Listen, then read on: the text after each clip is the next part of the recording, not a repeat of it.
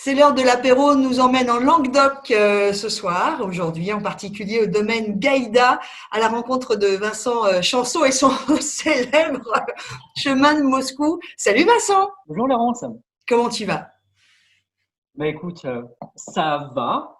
Commercialement, c'est compliqué, mais il faut voir le positif et de notre côté, au moins, bah, ça nous permet de se concentrer vraiment sur la vigne, le végétal. Bah, ça fait du bien quand même de pouvoir revenir à la base du métier, hein. Je parle vraiment bah, pour moi là-dessus. Et tu as commencé de nous accueillir avec un vin qui m'a permis de découvrir ton travail, qui m'a permis de découvrir le domaine dont je suis particulièrement fan. Je sais que je ne suis pas la seule. C'est le chemin de Moscou. Alors, on va déjà commencer par un petit mot sur ce vin avant de découvrir le domaine Gaïda. Tu veux bien? Ce chemin de Moscou, c'est tout simplement notre adresse. On habite le chemin de Moscou dans notre petit village de Bruguérolles, hein, de 150 âmes dans l'Aude, à côté de Limoux. Vincent, ton chemin de Moscou, là, il se passe quoi dans ton nez, là? Je suis jalouse, moi. Donc, on est sur le millésime 2017 et c'est vraiment un millésime qui a été un des plus précoces que l'on ait connu. Très content de pouvoir justement avoir là ce côté très frais de la Syrah, très poivré. On a vraiment là ce côté cassis qui arrive, plus le côté vraiment sur de la mûre également, l'élevage en barrique qui est juste en dessous, là, qui soulève un peu tout, voilà, qui fait le lien. C'est je suis vraiment fier de ce millésime-là. Et alors, en bouche, ben voilà. Vraiment, là, ces épices très gouléantes, mais derrière, on a la charpente qui arrive avec ces fruits rouges, les tanins qui sont derrière. C'est un millésime très jeune, 2017, pour le chemin de Moscou. C'est parce qu'il passe quand même 2 ans complets en barrique. Mais déjà très prêt à boire. Le chemin de Moscou, il y a quoi comme cépage, à part ton cépage préféré qui est la Syrah? Ouais, donc le chemin de Moscou, c'est un assemblage en effet de plusieurs cépages. Syrah en majorité, hein, 70%. On est sur 26 de Grenache et 4 de Cinsault. C'est toujours ces trois cépages, Syrah, Grenache, Cinsault. En fonction des millésimes, on ajuste les proportions.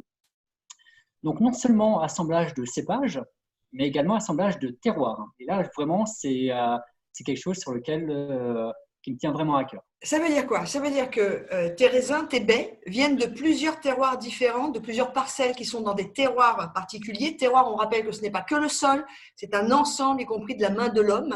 Vas-y, raconte-moi comment tu fais.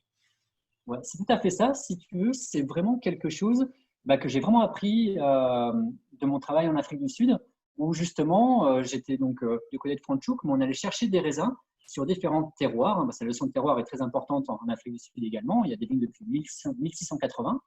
Et on allait proche de la mer, dans les montagnes, sur des schistes, tout ça. Et c'est vraiment là où j'ai commencé à avoir la chance, au même endroit, d'avoir des raisins de différents endroits et de se dire, ah ouais, ça doit être de la Syrah, parce que j'ai beaucoup appris de la Syrah là-bas et aussi de mes pèlerinages en Côte-Rôtie, mais de voir comment un cépage peut s'exprimer en fonction de ses terroirs, de ses altitudes, de ses influences. Et là, je dis, wow, ça c'est génial. Et en arrivant dans le Languedoc-Roussillon, j'ai retrouvé vraiment ça, ce qui m'a vraiment, vraiment plu. Et en plus, comme nos vignes étaient très jeunes, comme on les plantait juste au domaine, on a fait le choix d'être négociant.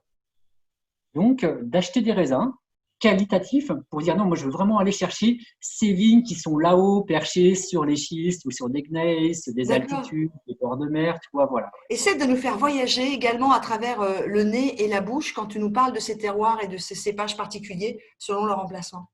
Hein, donc, on n'est pas en appellation, on est en IGP parce que du coup, ça me permet cette liberté justement avant d'aller sur les différents terroirs, d'avoir le choix. Parce que l'IGP est une extension. Hein, les appellations sont vraiment des petites zones. Donc, la plupart des raisins viennent d'appellations, mais l'IGP me donne l'autorisation de pouvoir les mélanger. Avoir un raisin, je reprends l'exemple de la Syrah notamment, en altitude sur des schistes des gneiss, va développer vraiment ce côté très poivré, épicé. Sur des calcaires, on va vraiment avoir des tendances plus fruits noirs, confits. Voilà. Vincent, si tu le veux bien, que tu essayes de nous expliquer comment, par exemple, un sol de schiste va donner des sensations, des goûts plus poivrés, comment un sol plus calcaire va donner des goûts plus fruits mûrs. Qu'est-ce qui se passe entre la plante, ses racines et ce sol? Ouais. Alors, donc, il y a le sol et il y a aussi ce qui joue beaucoup dans la région, c'est les altitudes, parce qu'on est quand même sous un climat méditerranéen pour la plupart de la région. Donc, ce que je vais essayer d'aller chercher, c'est quand même un peu de fraîcheur en allant sur des altitudes. Hein, on va avoir des lignes jusqu'à 500 mètres d'altitude. Et donc, notamment pour la Syrah, ce qui va jouer non seulement le sol, mais aussi l'altitude, si tu veux, ça va apporter de plus grandes amplitudes de température entre le jour et la nuit, qui va permettre au raisin de développer ces arômes-là. Dans d'autres configurations où on va faire plus chaud la nuit, notamment sur les calcaires, hein, qui vont redonner un peu cette chaleur, emmagasiner la chaleur sur ces cailloux. Et donc les schistes ou les granites, pour moi, vont apporter des vins plus sur le côté aérien, de par la structure des sols, des racines vraiment très très plongeantes. Vincent Chanceau, toi qui es du domaine Gaïda, puisque c'est là qu'on est accueilli pour C'est l'heure de l'apéro ce soir, vous êtes bio depuis 2011, vous vendangez à la main. Voilà, il y a aussi cette identité, cette signature de la nature chez Gaïda.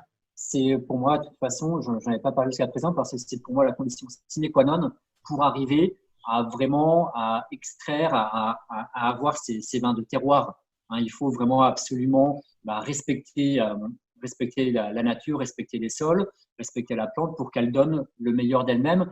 Et pour moi, il n'y a pas d'autre choix que de passer par l'agriculture biologique. De toute façon, depuis plusieurs années, on s'essaie à la biodynamie, hein, donc on y va vraiment pas à pas, parce que c'est encore une autre sphère qui est super intéressante, qui va beaucoup plus loin dans l'observation. Dis-moi, tu es quand même sur une terre qui est exceptionnelle pour les vins. C'est vrai qu'on a vraiment cette chance d'être sur un territoire qui nous permet de faire du bio assez facilement, hein, parce que, en effet, on a des conditions climatiques vraiment favorables pendant la période où la vigne pousse, très peu de conditions humides, très peu de pression de maladie, donc c'est plus simple de faire de la bio que dans d'autres régions, mais il y a quand même de plus en plus ce côté sécheresse, hein, qu'il faut vraiment prendre en compte, et à nous de s'adapter aussi. Notre défi va vraiment être là de comment la vigne pourra s'adapter à ce futur climat. Vincent Chanceau, domaine de Gaïda, on a beaucoup parlé du chemin de Moscou, un vin que j'adore. Parlons un peu du reste de la gamme. Tu as combien de vins en tout? 9? Donc en effet, le chemin de Moscou, hein, qui est un peu le fleuron de la gamme. Mais on a également une gamme qui est vraiment très intéressante, qui s'appelle Figure Libre, où il y a 4 vins dans Figure Libre. Un blanc, un rouge qui s'appelle Freestyle, parce que là, du coup, l'idée, c'est vraiment d'assembler tous les différents terroirs, bord de mer, altitude, nord-sud des appellations, afin d'avoir quelque chose qui soit assez déroutant, hein, de par son goût. On a aussi, dans les Figures Libres, Chenin Blanc et Cabernet Franc, parce qu'on ne renie pas ses origines. Je suis originaire de la région de Saumur. Donc, j'avais planté mes Chenins et Cabernet Franc sur Limoux, les terroirs les plus frais de l'appellation. On a également toute une gamme de vins de cépage, beaucoup plus simple dans leur approche. On veut vraiment avoir l'identité du cépage mise en avant. Donc, justement, on est sous une forme de collection de cépages, avec un Viognier et un Chardonnay également.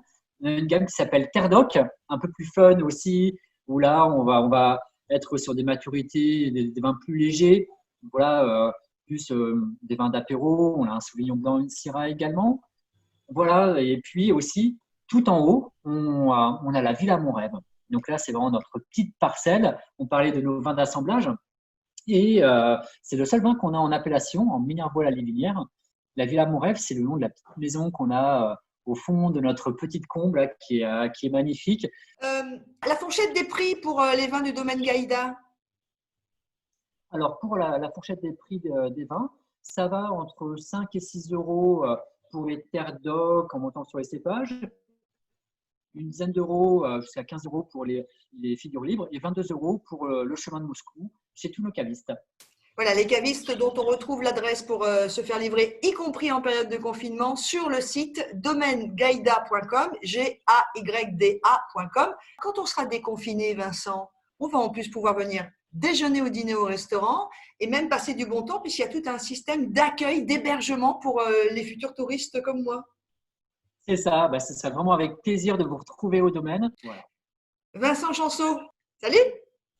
Merci à toi, Laurent, c'était un vrai plaisir.